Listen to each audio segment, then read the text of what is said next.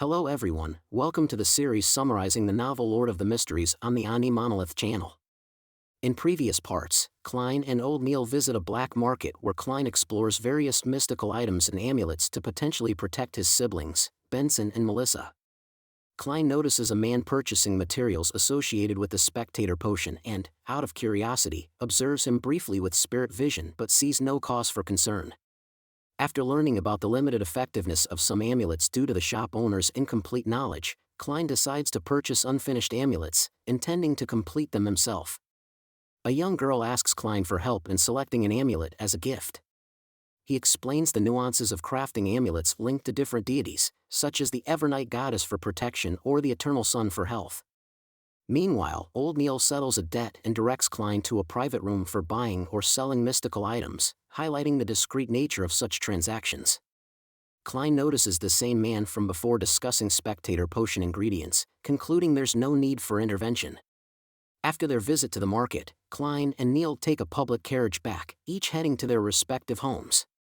As Klein's carriage arrived at Daffodil Street and halted by the road, Klein was just about to step off when he noticed a young woman in a grayish-white long dress approaching to board. The girl had sleek black hair, a round face, and narrow, elongated eyes, trembling visibly. Seeing her, Klein kindly inquired about her condition, but she simply said she was tired and nothing was wrong. Due to the urging of other passengers, Klein had no choice but to disembark. As the girl climbed aboard, Klein quickly activated his spirit vision to check her aura, thinking that if she was seriously ill, he could take her to the hospital. However, the crowded carriage made it impossible for him to observe her aura, as it blended with the colors of other passengers. Reluctantly, Klein abandoned his attempt to help and slowly headed home. Upon arriving, he found Melissa immersed in her schoolwork. Not seeing Benson, he asked, and Melissa explained that Benson was resting after a long day at work. While they chatted, Klein noticed Melissa wearing a new dress. Amused that his usually frugal sister had splurged on new clothes, Melissa blushingly explained, "I bought it from Mrs. Rochelle." At the mention of Mrs. Rochelle, Klein recalled some neighbors Melissa had mentioned before. As Klein mused, Melissa eagerly explained further.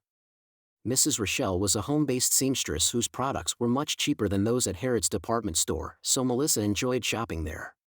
Klein's attention shifted to Harrod's, a department store near Hull Square, close to the divination club he frequented.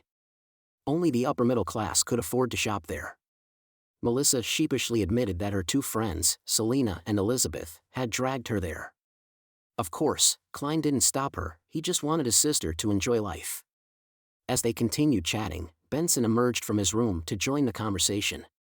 Once they finished, Klein headed to his room to freshen up. While washing, he faintly heard a knock on the front door downstairs.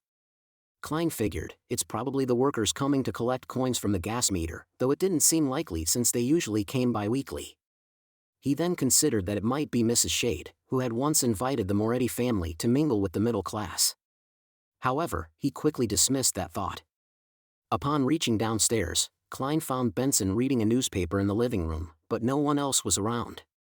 Curious, Klein asked, and Benson explained that the visitor had been Bitch Mountbatten, one of the officers responsible for Iron Cross Street. He had come to present a portrait and inquire whether the Moretti family had seen a young man, around 18 or 19, with a round face, as depicted in the drawing. Bitch also asked Klein if he had ever seen the boy, offering a reward for any information. Hearing this, Klein immediately understood. It had to be related to the escape of the instigator Trissy, who had fled successfully from the Evil Dragon Tavern at the port, likely making her way to Iron Cross Street and the area near Daffodil Street. That explained the police's frantic search. Yet, Klein knew their efforts had failed. Despite the unfolding situation, Klein wasn't too focused on Trissy. He hadn't yet begun combat training, and his marksmanship was still at a beginner level. Thinking of how to deal with a natural-born assassin like Trissy was playing with fire. Although he tried not to dwell on her, Klein couldn't sleep well that night, fearing she might sneak in and cause another tragedy. Fortunately, nothing happened, and the next morning, Klein prepared his belongings and headed to work as usual. At the office, Klein greeted Roseanne, who quietly exchanged news. Roseanne smiled back and whispered, "I heard last night's big operation failed, didn't it?" Intrigued, Klein asked if Roseanne was referring to the operation to catch the instigator near Daffodil Street. Roseanne eagerly confirmed, recounting the details. The mandated punishers had discovered Trissy at the port. They planned to wait for reinforcements from other Beyonders and a special operations subunit from the police department to avoid disturbing civilians.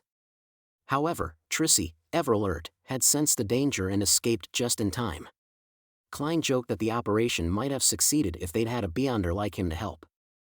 At that moment, Captain Dunn appeared, noting that there had been plenty of Beyonders on the scene. Ignoring Roseanne's startled reaction, Dunn explained that the mandated punishers, the Hive Mind, and the Nighthawks had all collaborated, totaling 6 Beyonders. They tracked the injured Trissy to the lower part of Iron Cross Street, but just as they were closing in, all clues vanished. Neither supernatural means nor standard investigation yielded any results. Trissy had seemingly disappeared into thin air.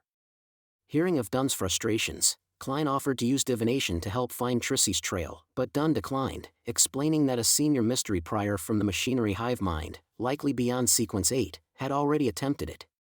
With the case at a standstill, Klein reassured Dunn that their opponent belonged to the Theosophy Order, a long-standing secret organization. After that afternoon, Dunn approached Klein, a rare excitement on his face, and asked him to come to Cheney's Gate.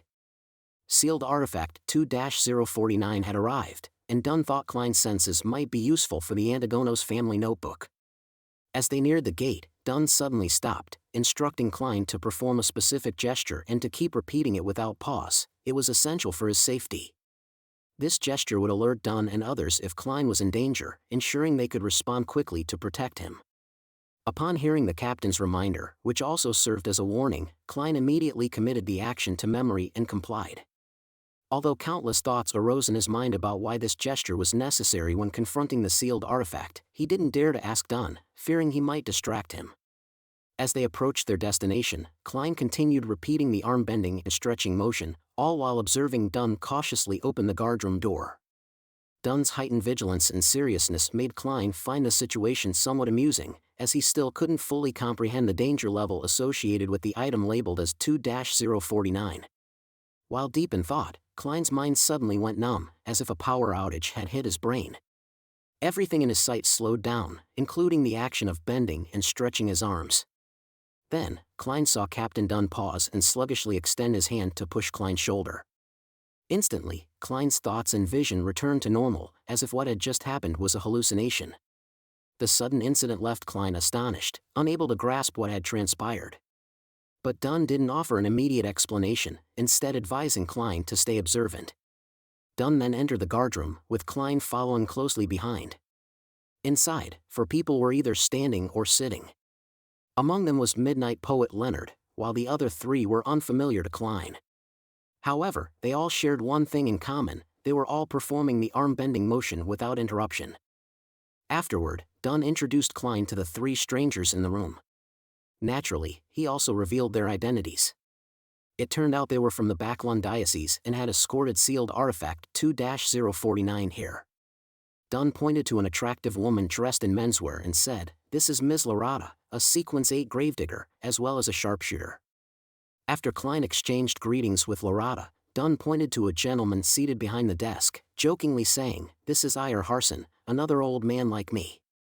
Before Dunn could finish, Klein noticed that Harson's arm-bending motion had suddenly stiffened, just like what Klein had experienced earlier. Seeing Harson's state, Lorata gave him a strong shove to snap him back to normal. A terrifying thought struck Klein. Based on the dangerous effects of Sealed Artifact 2-049, if someone wasn't woken up in time, something severe might happen. Could the affected person turn into a zombie? After Harson returned to his usual state, Klein greeted him as well. Next, Dunn pointed to a cold-looking man with a scar on his cheek and sharp brown-yellow eyes, much like a hawk's, introducing him as Borja. Once the introductions were over, the middle-aged gentleman Harson stood up and suggested they resolve the matter as soon as possible and reseal Artifact 2-049. Klein curiously scanned the room but saw no trace of the sealed artifact. Of course, there were areas blocked by the desk, and Klein hadn't yet activated his spirit vision to see through them. Meanwhile, Dunn instructed Leonard to drive the carriage in place of Cesare, who usually handled this role for the Blackthorn Security Company. Cesare was an administrative staff member responsible for the supply and purchasing in the Tingen branch's Nighthawks unit. He had previously driven Klein to the crime scene at Welch's place to meet Spirit Medium daily. After Leonard agreed, Klein noticed Harson lifting a black iron chest from behind the desk. The chest was engraved with a radiant star and a glowing red full moon on the lid, surrounded by an aura of invisible containment. Suddenly, loud banging sounds echoed from the chest, causing its surface to swell, as if something terrible inside had awakened, pounding forcefully. Each strike seemed to reverberate through the psyches of everyone present. Witnessing this, Klein had a startling realization: the sealed artifact was alive. No sooner had this thought crossed his mind than he saw Dunn's arm-bending movement stall as if frozen. Borja, a nighthawk from Backland, immediately shoved Dunn's shoulder, allowing him to regain his composure. Based on the sealed artifact's effects on himself and others, Klein deduced that 2-049 might only be capable of affecting one person at a time. Afterward, Klein followed the 5 Nighthawks to the second floor of the Blackthorn Security Company. Since Leonard had gone ahead to inform the staff, Roseanne and the others had temporarily taken shelter on the 3rd floor. For administrative employees like Roseanne, such occurrences weren't uncommon, though they didn't happen frequently. As for Dunn's duty to guard Cheney's gate, Nighthawk Cornlay had been assigned a cover for him temporarily. Once outside, they reached the waiting carriage. Klein sighed in relief, gazing out the window, and asked in a puzzled tone, "Will Artifact 2-049 affect the ordinary people on the streets?" Because Klein realized the danger of the sealed artifact, he and the Nighthawks had only just emerged from the basement when the artifact caused 6 separate instances of paralysis among them. Klein was affected twice but was fortunately awakened both times by Captain Dunn and Leonard Mitchell. When Klein inquired about the artifact, Dunn calmly explained that sealed artifact 2-049 prioritizes human-shaped creatures within a 5-meter radius, with those closest being more likely to be targeted. However, as long as 3 people remain near it, those passing outside the carriage will not be affected. On their way to Ray Bieber's house, Dunn and the others kept silent, paying close attention to each other's condition, ready to react if anyone showed signs of abnormality. Lorata, however, seemed far more relaxed than the others. Soon, the familiar 3-story building came into view, and the group, while cautiously observing one another, ascended to the 3rd floor. The door to Ray Bieber's house was marked with the Tingen City Police warning sign to deter unauthorized entry. Dunn used a key to unlock the newly replaced lock, stepping aside for Harson to carry in the black iron chest. Klein noticed the artifact reacting violently inside the chest, making Harson's arm tremble as it pounded against the walls. At that moment, Klein saw Dunn's arm movements slowing down and instinctively tried to push him, but his body went numb, and the world around him shifted into slow motion. Lorata and Borja quickly pushed both Klein and Dunn. When Klein regained his senses, he was overwhelmed by confusion. Why had both he and Dunn been affected when Dunn had previously said 2-049 could only influence one person at a time? Harson, understanding Klein's confusion, explained that sealed artifact 2-049 had entered a berserk state, now affecting 2 people at once. This, he added, confirmed that Ray Bieber was a descendant of the Antigonus family. Lorata then explained that whenever 2-049 encounters a descendant of the Antigonus family, even the lingering scent of one, it becomes extremely agitated, as Harson mentioned. She also asked Klein a strange question, wondering if he could feel 2-049's thoughts at that moment. Klein couldn't understand this and speculated that the artifact might be a living creature, but Lorata only responded cryptically, saying 2-049 would lead them to Ray Bieber if he was still in Tingen. The group searched Ray Bieber's room, allowing the sealed artifact to react to the lingering scent before locking the room and heading back to their carriage. Harson checked multiple times to ensure no passersby were within 5 meters before setting the iron chest on the floor and unsealing it. The violent pounding stopped, plunging the carriage into an eerie silence as a small, brown hand, no bigger than a child's finger, emerged from the chest. Piece by piece, a brown, wooden puppet, its joints and limbs wrapped in oil-stained cloth, came into view. Its grotesque clown face was marked with yellow and red streaks of paint.